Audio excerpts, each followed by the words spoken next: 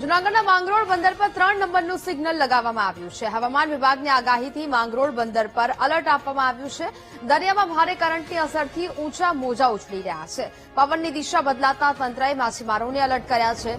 સૂચના મળતા માછીમારોએ દરિયાકાંઠે બોટો લંઘારી દીધી। વરસાદી આફતમાં બોટને નુકસાન થશે તેવી માછીમારોને ચિંતા છે।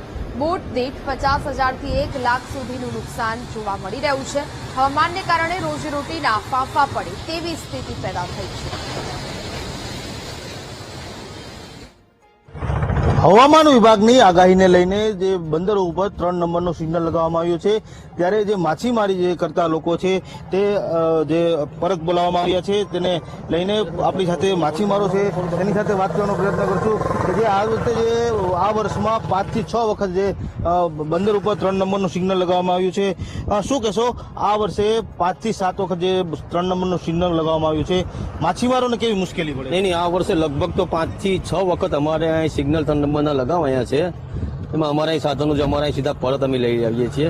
એમાં અમને બહુ નુકસાની જાય છે। જેમ ખેડૂતોને સરકાર સહાય આપે છે એમ માછીમારો પર પણ જરાક સહાયનું અમને આપે એવી અમારી સરકાર સાથે પૂરી અપેક્ષા છે। નાની હોડીવાળા 10 થી 15,000નો ખર્ચો કરીને જઈએ છે ને પાછા અહીંયા જઈએ તોફાનની આગાહી આવે એટલે પાછા અહીંયાથી પરત આવી જઈએ છે। 2 થી 3,000નો એમને માર નથી મળતો। હવે અમારી સાથે અમારા 4-5 બીજા ખલાસી ભાઈ હોય છે।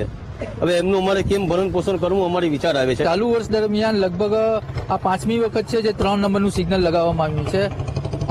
પાંચેય વખત હોડીઓ અને બોટોને પરત બોલાવવામાં ખૂબ મોટો ખર્ચો આવે છે।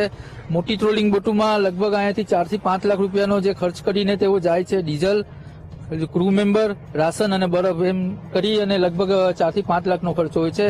જ્યારે આ નાની હોડીઓ છે તેમાં 30 થી 40,000 રૂપિયાનો ખર્ચો કરીને અમે અહીંયાથી જાય છીએ। પરત બોલાવવામાં જેવા આવે તોફાનની આગાહી આવે ને પરત બોલાવવામાં આવે એટલે કોઈ પણ માછલી પકડ્યા વગર અમે પરત સીધા બંદરમાં આવીએ છીએ। જેના કારણે અમને મોટી બોટોમાં લગભગ ડીઝલનો ખર્ચ 1 લાખ જેવો ડીઝલનો ખર્ચ આવી જાય છે અને નાની હોડીઓમાં પણ 10-15,000નો પેટ્રોલનો ખર્ચ આવી જાય છે। આ ખર્ચને પહોંચી વળવા પૂરતી માછલી પકડાતી નથી અને ચાલુ વર્ષ દરમિયાન જે 5-6 વખત આવવું પડ્યું છે તેના કારણે ખૂબ જ માછીમારોની હાલત ખરાબ છે।